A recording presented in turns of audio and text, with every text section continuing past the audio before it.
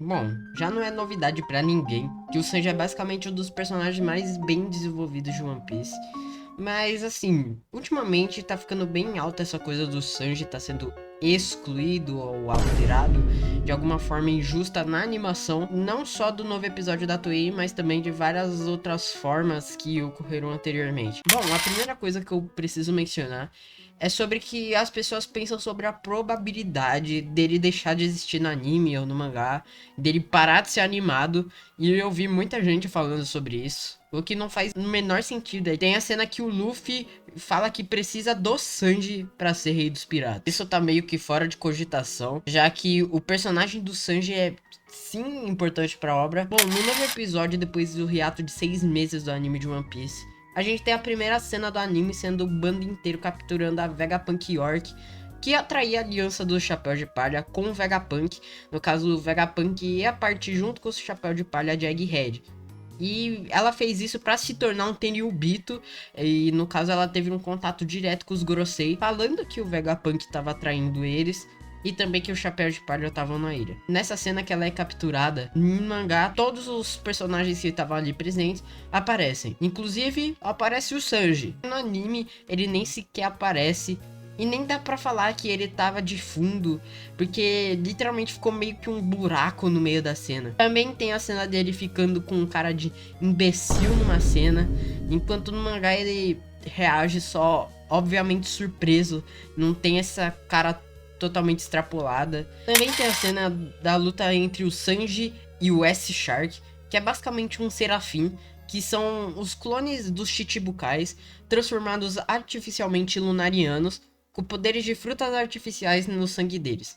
Na cena do mangá, o Sanji basicamente não sofre nenhum dano por S-Shark quando o S-Shark tenta desferir um golpe nele, enquanto no anime, o Sanji é simplesmente tacado pra longe, fica ofegante e ainda assim aparecem marcas de sujeira nele, já que a Nami acaba ajudando ele. E incluso nisso, tem uma cena em Whole Cake, que é o arco que basicamente desenvolve o Sanji, que tem o Pecons, que ele vai se transformar em Sulong para dar tempo do Luffy fugir.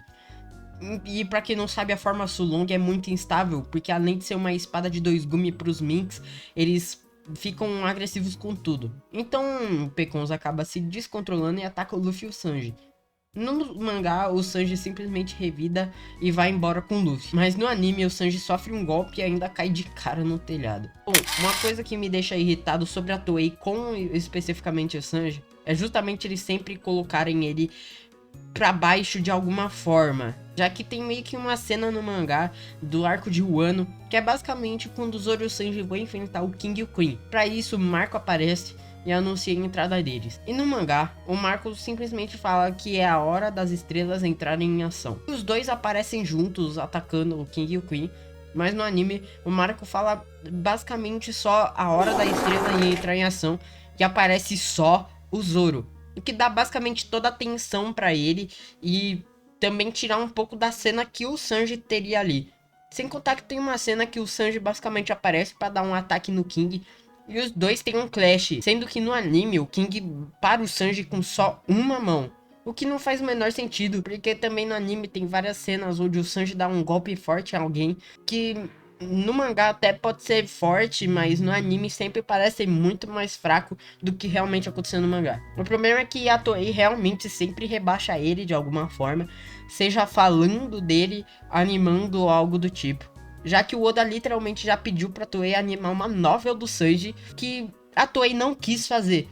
Sem contar que eles sempre deixam ele 10 vezes mais idiota do que ele realmente é no anime. Falando nisso também, tem uma cena em Egghead que o Sanji vai dar uma comida, uma panqueca no caso, pra Bonnie, que, já falando aqui, a Bonnie só tem 12 anos, tá? E basicamente no mangá é uma cena até que normal, já que o Sanji não faz nenhuma feição meio absurda ou enfim, indicando que tem interesse nela. Bom, mas eu tendo lido o mangá, posso dizer que o Sanji, ele protege a Bonnie do Kizaru, que é um almirante, e do Saturn, que é um Gorosei. Sem contar que o Sanji tem um dos feitos que nunca foi mostrado em nenhum lugar do mangá ou no anime, que é literalmente ele detonar um laser do Kizaru no chute. Que, inclusive, eu não sei como eles vão animar essa cena, mas, enfim, eu tô com medo deles realmente tirar esse efeito dele, já que até o Kizaru ficou bem impressionado.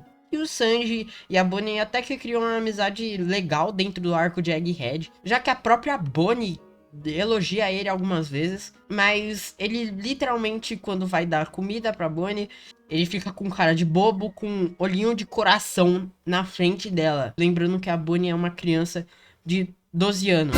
Enfim, eu não preciso falar que comparado ao mangá, eles deixam o Sanji, tipo, muito mais bobo do que ele já é. E ele, assim, meio apaixonado por mulheres, mas de uma forma meio consciente da parte dele.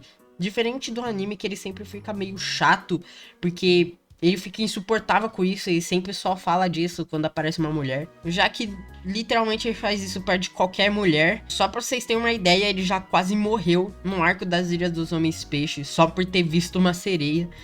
Pra vocês verem o nível disso. E por mais que aconteça no mangá também, de certa forma, no anime isso é muito mais exagerado. O que não é basicamente de agora, que eles exageram um pouco nessa forma do Sanji ser meio tarado.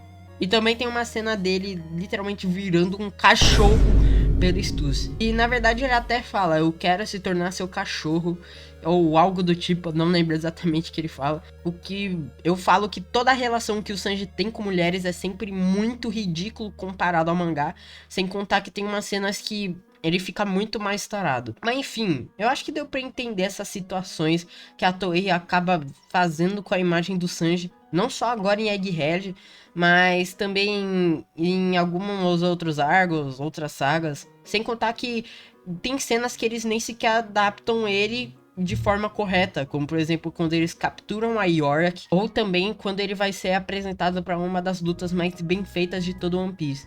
Tem muitos funcionários que reclamam dessa situação, e não é de agora que o Sanji sempre tem a imagem meio distorcida de uma forma ruim, e é sempre meio exagerado dentro do anime.